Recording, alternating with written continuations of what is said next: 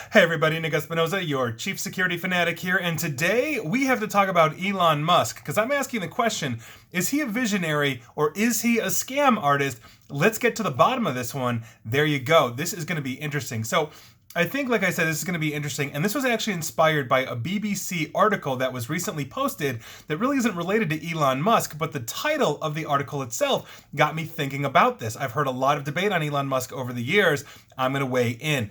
This BBC article was entitled, YouTube Accused of Not Tackling Musk Bitcoin Scam Streams. Now, basically, in a nutshell, YouTube is being criticized for failing to tackle a network of cyber criminals streaming fake Elon Musk videos to scam viewers. So obviously this has nothing to do with Musk. They're just using his likeness. They're hijacking YouTube accounts and using these videos to promote basically fake cryptocurrency giveaways. Now, I thought this would be a good opportunity by virtue of that to just basically dive in and talk about this. So first up, is he actually a visionary? And I think this is something that I think Essential magazine put it the best if you do think he is. And I quote, "In an age when we desperately need visionaries to lead the way, Elon Musk is a multidisciplinary engineer, inventor, entrepreneur, and futurist with the drive to do what today's politicians can't, change the world for better. There have always been visionaries and inventors, from Leonardo da Vinci and Galileo to Jules Verne, but more than anyone else today, South African-born Elon Musk is the Renaissance man of the hour. This is an era where we look in vain to our leaders for answers to pressing environmental, social, and economic issues that beset humanity."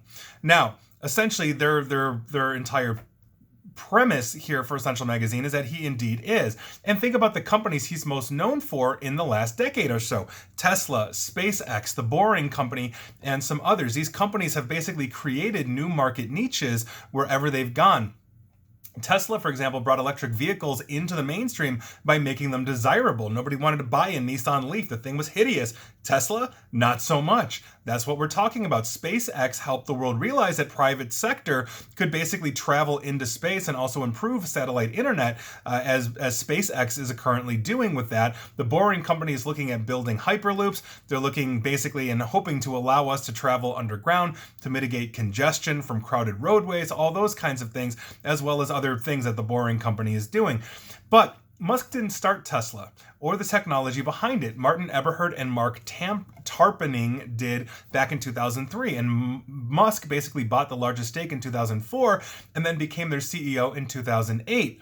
But to be fair, he did grow that initial 6.5 million investment basically into hundreds of billions of dollars, meaning he essentially bought the biggest stake in Tesla in 2003 for $6.5 million, and he's made hundreds of billions of dollars on it. That's obviously and objectively impressive. Whether he's a visionary or not, his business acumen cannot be denied, I don't think. But is he a scam artist or a hype man or something else? Now, consider these quotes from TME, that's Tech Media Entertainment. Quote, "Increasingly, more and more people are recognizing Musk as a scam artist and a guy who's been sanctioned for security frauds several times." That's TME from January of this year. And now for comparison, TME goes on to say Enron, yes, that Enron, was voted America's most innovative company by Fortune 6 years in a row. In reality, it was just a financial scheme passed off as innovation. In terms of the actual company itself, there just wasn't legitimately a lot of meat on that bone. There's a reason why Tim Cook, Bill Gates, Jeff Bezos, and others have nothing to do with Musk. Tim Cook won't speak to him. Bill Gates thinks Musk is a total charlatan. Musk does recycle a lot of his ill-gotten gains back into PR to paint him as something he's not, so it's easy to see how lots of people could be swept up into the emotion of everything. With PR, of course, the material isn't written by objective journalists. They write whatever the client tells them to write. And that is basically a pretty long quote from TME, but that was honestly the best one as I was reading through multiples of what I think essentially the scam artist side of Elon Musk could be argued on. Now, as of January as well, in the same article, TME also cataloged his claims and came up with this list, and I went and did my homework. He is not a founder of Tesla. I just mentioned that. He's not. He bought in. He is not a founder of PayPal. I will talk about that in a second. Apparently, according to TME, he does not have a physics degree. He does not do any engineering work. He did not drop out of Stanford, as he previously claimed. He was never enrolled in Stanford. Something called FSD, which I, off the top of my head, cannot think of. Basically, they're saying it's non-existent. The The Hyperloop that he's saying the Boring Company is building is non-existent. This semi-truck for basically electric vehicles, non-existent. The Cybertruck hasn't come to fruition yet, although we have seen prototypes of that.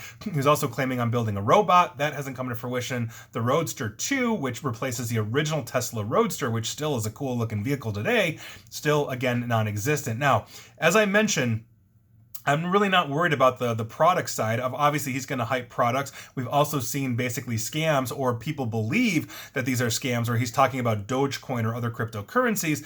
And a lot of people fear that he has basically confirmed, or not confirmed, but executed pump and dump schemes to try to make his own positions in those cryptocurrencies better at the expense of everybody else. People look to Musk for advice. And when he says, oh, I'm going to buy XYZ, and people do it, obviously, that's very beneficial to him, and I believe there have been multiple investigations by the U.S. federal government on those claims. But I had to look up PayPal because I knew that he was part of that infamous PayPal mafia, but TME was actually right.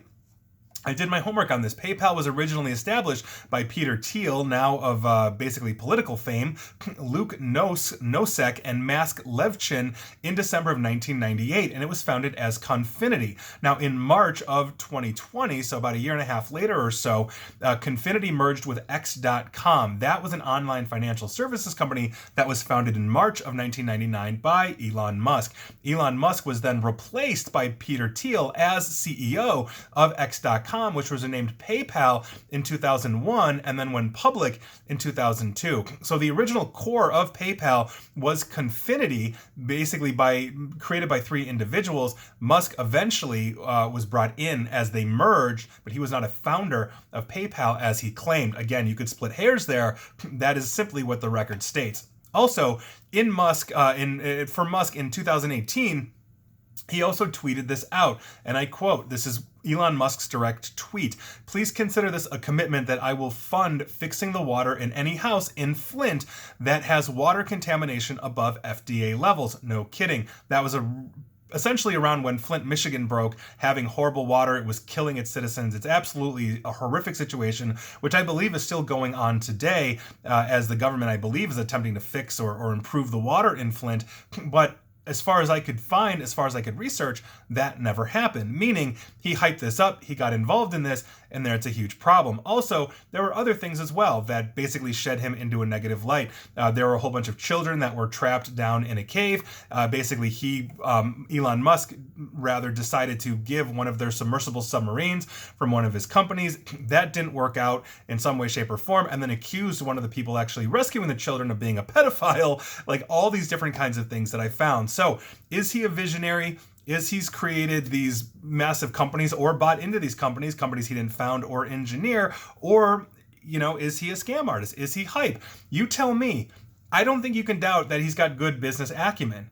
He's clearly made a lot of money. He clearly knows how to navigate, the financial market, the financial systems, mergers, acquisitions, all those kinds of things. But is he a visionary in everything that he's doing? Or is he a scam artist playing us all? Or is he something else? Let me know. I'd love to hear your thoughts on this. I'm actually kind of torn, to be perfectly honest, on this. I'm not sure where he is. I don't think he's the visionary that people think he is, but I think he's something else. I'm just not sure what. I don't know. I'd love to hear your thoughts on this. Feel free to call me an idiot. I hear that regularly, and there you go. And please like, share, follow me here on Facebook and Twitter at NickAESP, and please feel free to subscribe to me at YouTube as well. And as always, stay safe, stay online, and please attempt to stay private. Thanks, everyone.